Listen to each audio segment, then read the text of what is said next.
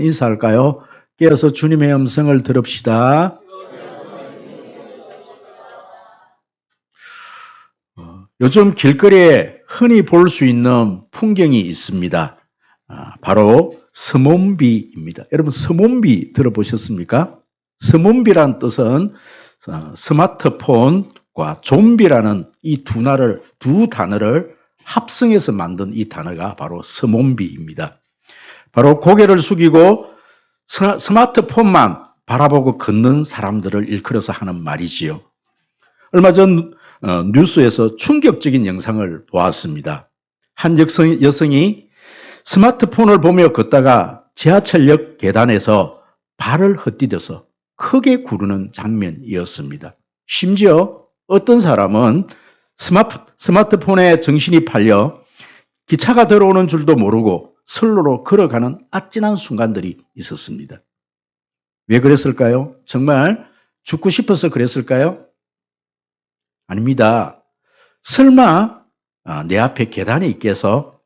기차가 지금 오겠어라는 매일 반복되던 일상의 관성이 만들어낸 치명적인 무감각 때문입니다.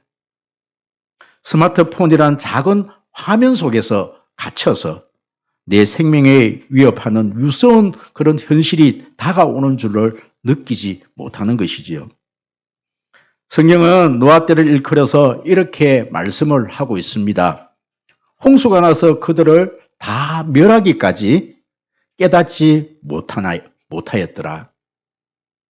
그들은 먹고 마시고 장가들고 시집가며 일상을 살았습니다. 여러분, 일상 그 자체가 죄라는 말씀이 결코 아닙니다. 그들에게 하나님의 심판이 명백히 하나님의 심판이 있을 것이라는 그 경고가 있음에도 불구하고 그들은 관성처럼 흘러가는 일상에 취해서 그렇게 살았던 것이지요. 산 위에 방주가 지어짐에도 불구하고 그들은 영적으로 그것을 분별하지 못하고 완전히 자신들의 삶 속에서 갇혀서 살아버렸던 그 결과는 정말 비극입니다. 오늘 우리의 모습은 어떻습니까? 지금 이 자리에 예배의 자리에 나오고 종교적인 열심도 있습니다. 그렇지만 우리는 마치 서몬비처럼 정말 우리의 모습 속에 하나님과의 어떤 그런 관계없이 하나님의 어떤 음성이 들려지지 않은 상태에서 우리는 일상을 그렇게 살아가고 있는 것이지요. 평온과 안락함이라는 작은 화면에 갇혀서 그렇게 살아가고 있지는 않습니까? 오늘은 종려주일입니다. 여러분, 이 종려주일, 여러분, 이 날이 끝이 나면 이제 예수님의 고난이 시작이 되어집니다. 그것을 우리는 일컬어서 우리는 고난주간 이렇게 말을 합니다. 이 고난주간이 끝이 나면 예수님께서 바로 십자가를 지시는 그런 일들이, 십자가를 져야 하는 그런 일들이 일어납니다. 오늘 예수님께서 이 예루살렘에 입성하시면서 사람들은 호산나 호산나 종려나무 가지를 들고 예수님을 찬양했습니다. 그런데 이 현장에서 이 예수님과 이 바리새인들과 또 이 예수님은 어떤 중요한 어떤 모습을 보여주시면서 우리에게 강한 어떤 메시지를 우리에게 전달하고 있습니다. 예수님께서 직접 말씀하시기도 하지만 예수님이 우셨더라. 짧은 어떤 글 속에서 예수님의 우심을 통해서 우리에게 자신의 어떤 메시지를 우리에게 전달을 해주고 있다는 것이지. 저는 오늘 그 음성을 듣기를 원합니다. 그럼 이 종려주일, 이 고난주간을 지나면서 우리 주님께서 우리에게 하고 싶은 말씀이 무엇인가? 여러분, 오늘 이 말씀을 통해서 영적으로 깨어서 우리는 찬양을 멈추지 말라는 음성을 듣기를 소원합니다.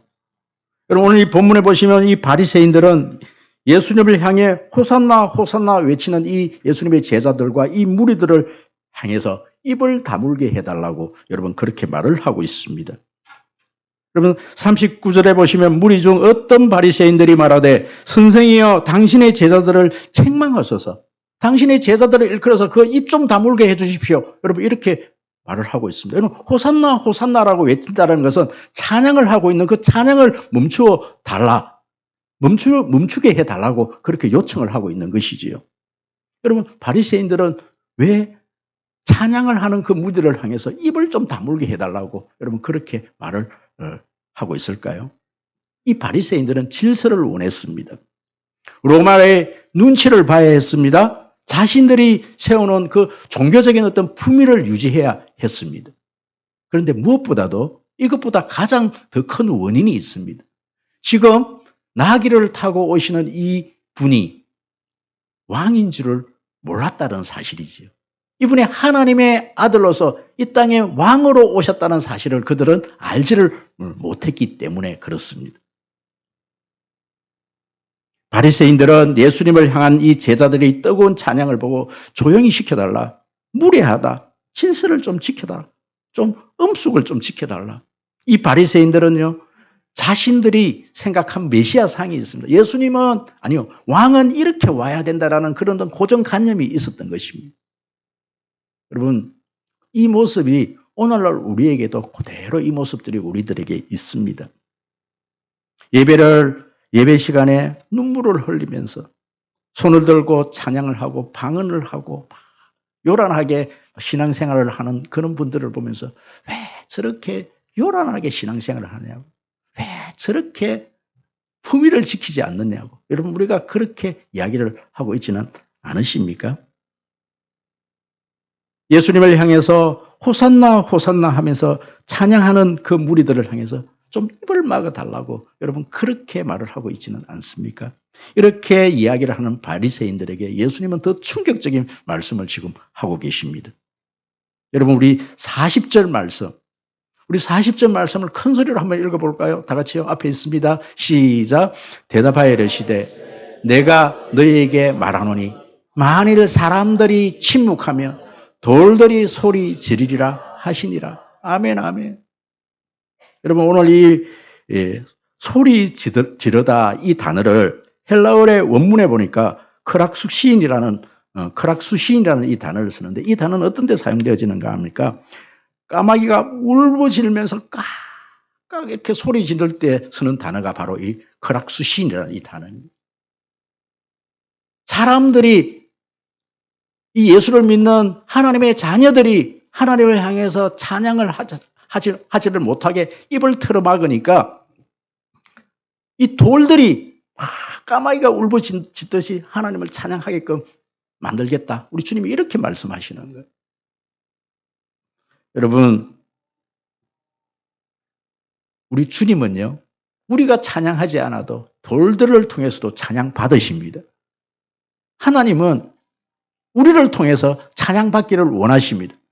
하나님께서 저와 여러분들을 하나님의 자녀로 부르시고 이 자리에 앉게 하신 것은 하나님께서 우리를 통해서 찬양받기를 원하셨기 때문에 그렇습니다. 아멘. 여러분, 그렇습니다.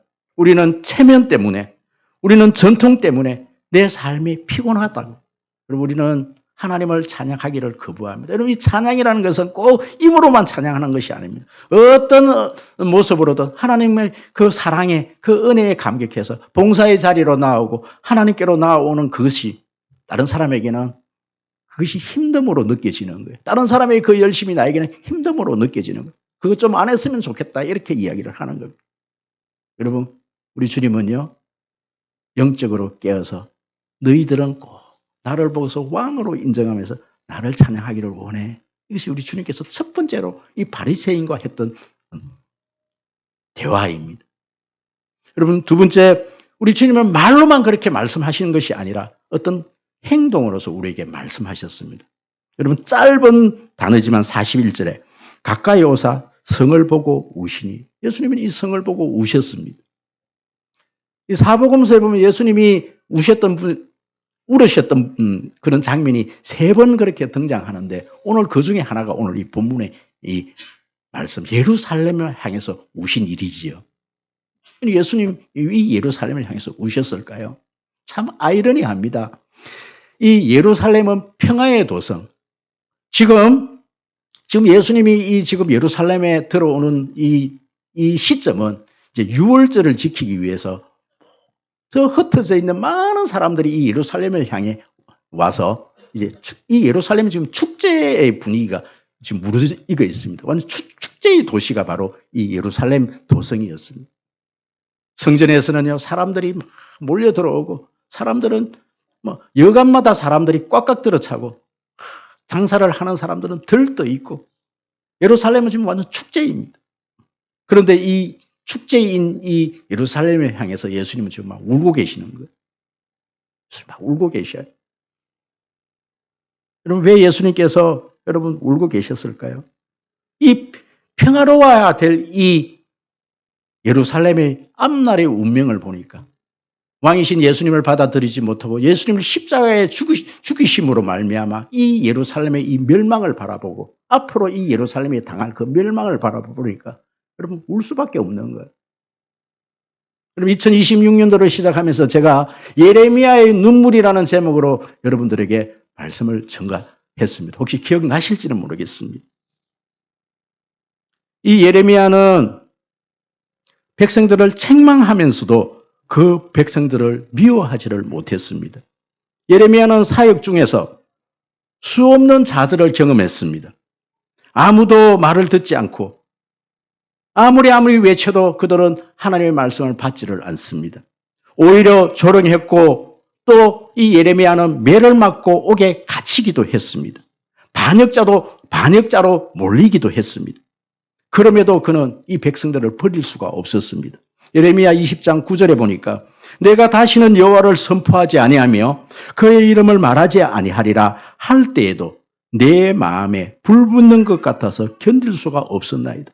나는 이제 다시 얘기 안 하겠다. 내가 다시는 이 예루살렘의 이 멸망을 향해서 이 이스라엘이 멸망당할 것이라고 내가 선포하지 않겠다. 이렇게 얘기를 하면 예레미야가 이 가슴에 불붙는 것 같아서 또다시 이야기를 하고 또다시 이야기를 했다라는 거예요. 여러분 이것이 사랑의 눈물입니다. 그만두고 싶어도 그만둘 수 없는 마음, 침묵하려고 해도 다시 말하게 되는 마음, 사랑을 떠나는 것이 아니라 남는 것입니다. 여러분 아무리 힘들고 어려워도 여러분 사명자는요 그 현장을 떠나지 않고 끝까지 하나님의 말씀을 대언하는 사람이 바로 하나님의 종입니다. 여러분 이 예레미야의 눈물이라는 이 제목으로 말씀을 전가할 때 제가 어느 시골 목사님 이야기를 들려드렸는데 이 시골 목사님 이야기가 제 마음 같아서 제가 다시 한 번 더 이야기를 여러분들 들려드립니다. 한 작은 교회에 오래 섬겼던 목사님이 계셨습니다. 교회가 크지 않았기 때문에 성도 한 사람 한 사람의 얼굴과 이름, 가정 형편과 신앙 상태를 잘 알고 있었습니다. 그 중에 유독 마음에 걸리는 한 청년이 있었습니다. 이 청년은 처음에는 참 열심히였습니다. 새벽 기도도 나오고 봉사도 열심히 했습니다. 찬양대도 썼습니다.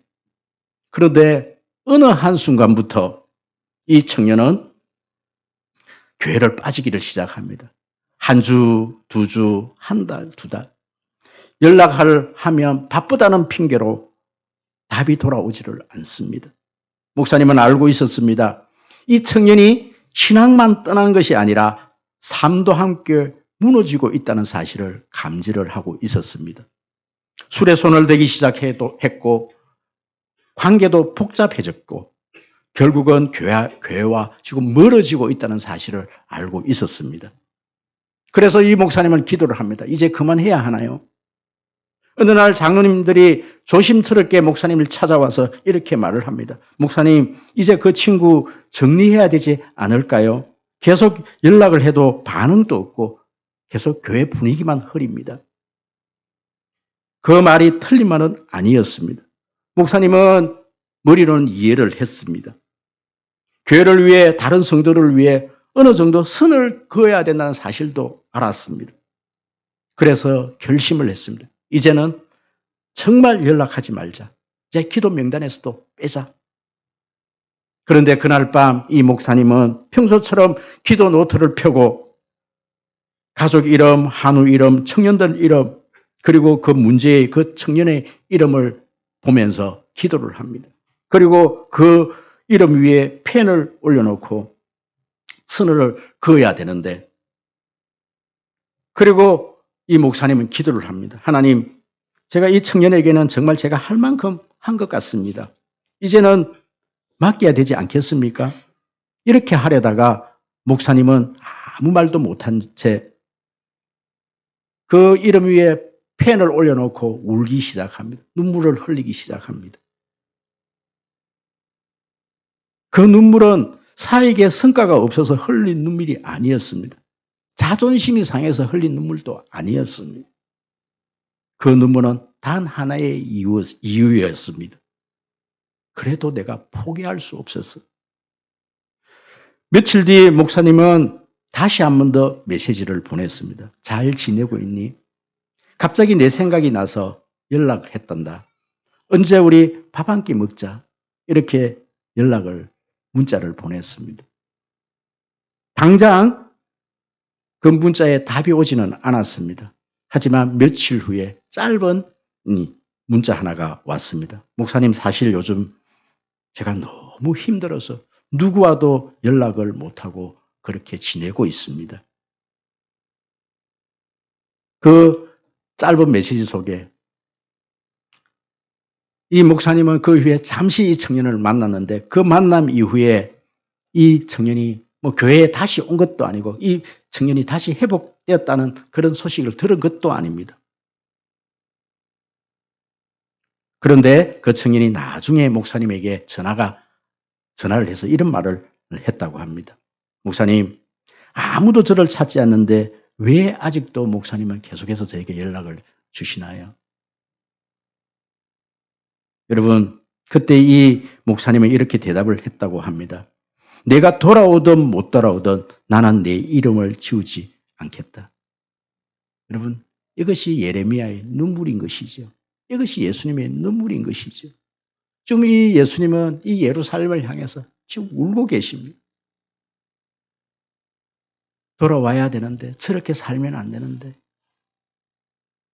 선을 걷지 못하고 예수님의 그 생명책에 지우지 못하고 계속해서 해서 예수님은 이 예루살렘을 향해서 울고만 계시는 거예요. 이 예루살렘이 앞으로 곧 있으면 망할 텐데 왜 이 예루살렘의 사람들은 나를 왕으로 그렇게 알아보지 못할까? 왜 내 말을 듣지 않을까? 예수님은 계속해서 울고 계시는 것이죠. 여러분 어떻습니까?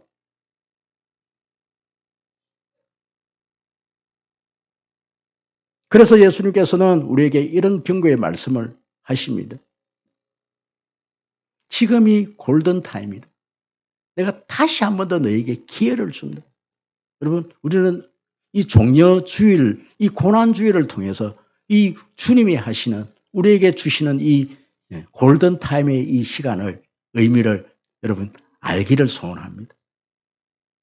44절에 보면요, 이렇게 말씀을 하고 있습니다. 내가 보살핌을 받는 날, 이 보살핌을 받는 날을 알지 못해서 너희들이 이 예루살렘이 멸망당한 것이다.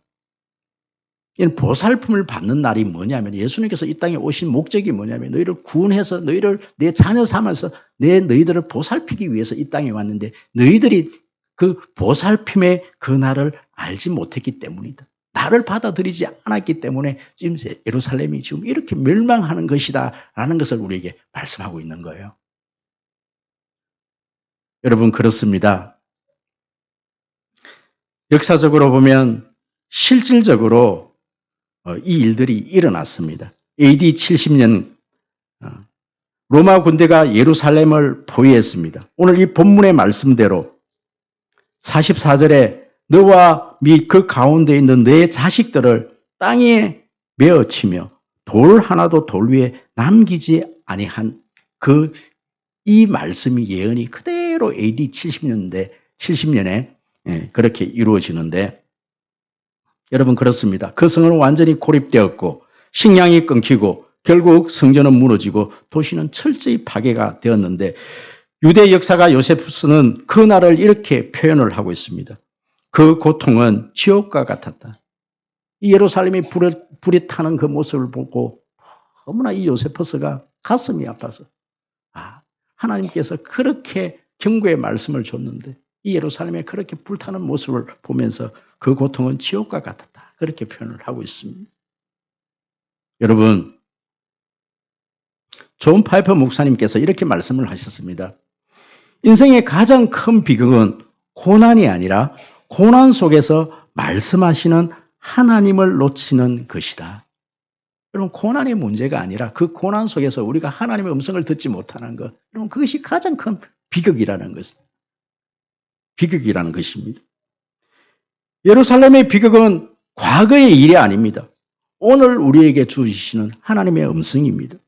지금 이 예배의 시간, 이 말씀의 시간, 하나님은 어떤 방법으로, 어떤 사건과 사고를 통해서도 하나님께서는 우리에게 말씀하고 계십니다. 하나님께서는 우리에게 계속해서 경고의 말씀을 하셨습니다. 너 그렇게 살면 안 돼.